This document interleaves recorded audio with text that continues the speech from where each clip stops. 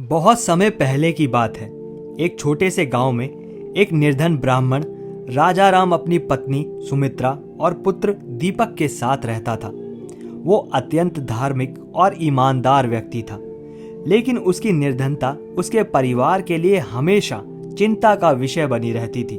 राजा राम का मानना था कि हर व्यक्ति का भाग्य उसके अच्छे कर्मों से ही बनता है, लेकिन कुछ गांव वाले इसे अंधविश्वास मानते और कहते थे कि भाग्य पहले से ही लिखा होता है, उसे बदला नहीं जा सकता।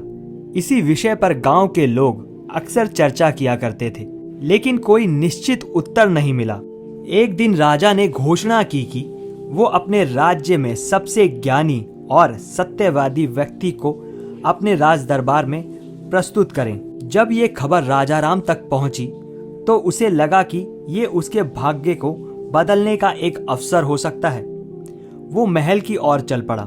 रास्ते में उसे एक साधु मिला, जिसने उससे पूछा, पुत्र, तुम कहाँ जा रहे हो? राजा राम ने पूरी बात बताई। साधु मुस्कुराए और बोले, सिर्फ मेहनत ही नहीं, भाग्य भी बहुत मायने रखता है। ये सोचना कि केवल कर्म से ही सब कुछ बदला जा सकता है, अधूरी सच्चाई है। राजा राम ने विनम्रता से उत्तर दिया, महाराज, मैं मानता हूं कि भाग्य महत्वपूर्ण है, लेकिन इसे कर्म से बदला जा सकता है। साधु ने उसे एक तिलस्मी पत्थर दिया और कहा, यह पत्थर तुम्हारे भाग्य का प्रतीक है, इसे संभाल कर रखना, यह तुम्हें एक महत्वपूर्ण सीख देगा। राजा राम राजा के दरबार में पहुंचा। ये प्रश्न किया कि बताओ, क्या भाग्य को बदला जा सकता है? राजा राम ने आत्मविश्वास से उत्तर दिया, हाँ, भाग्य को कर्मों से बदला जा सकता है। राजा ने मुस्कुराते हुए कहा, अच्छा, यदि तुम सिद्ध कर सकते हो कि भाग्य और कर्म में से कौन अधिक शक्तिशाली है, तो मैं तुम्हें इनाम दूंगा। राजा ने राजा राम को एक थैली दी, जिसमें एक चिट्ठी थी।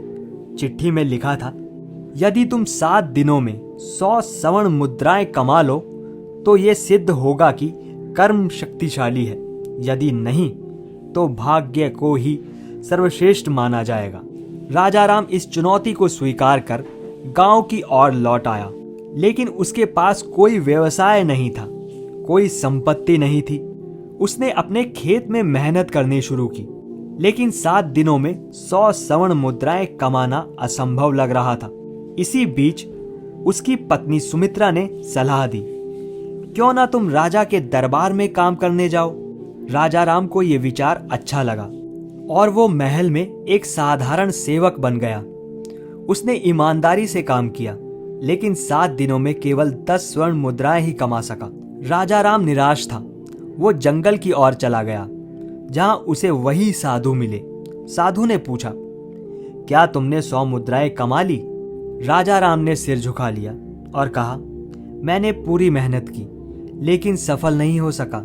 शायद भाग्य ही सब कुछ तय करता है। साधु हंसते हुए बोले, तो तुमने अपना पत्थर खो दिया। राजा राम चौंका और अपनी जेब टटोली, लेकिन पत्थर वहां नहीं था। वो घबरा गया और बोला, ये तो मेरे पास था, कहीं गिर तो नहीं गया?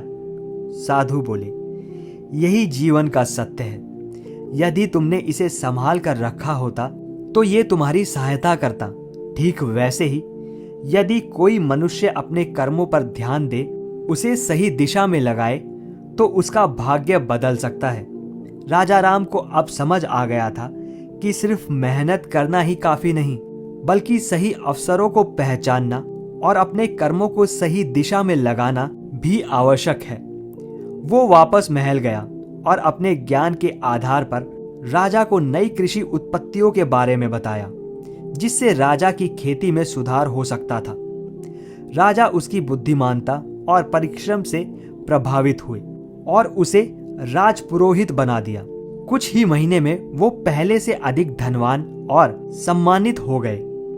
उसने समझ लिया था कि भाग्य और कर्म दोनों एक साथ चलते हैं, लेकिन सही दिशा में कर्म किया जाए तो भाग्य बदल सकता है।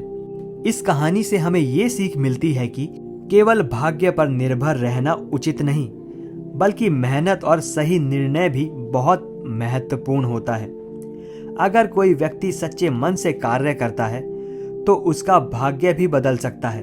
कर्म करो, क्योंकि भाग्य भी उन्हीं का साथ देता है जो अपने जीवन में कुछ करने का साहस रखते हैं।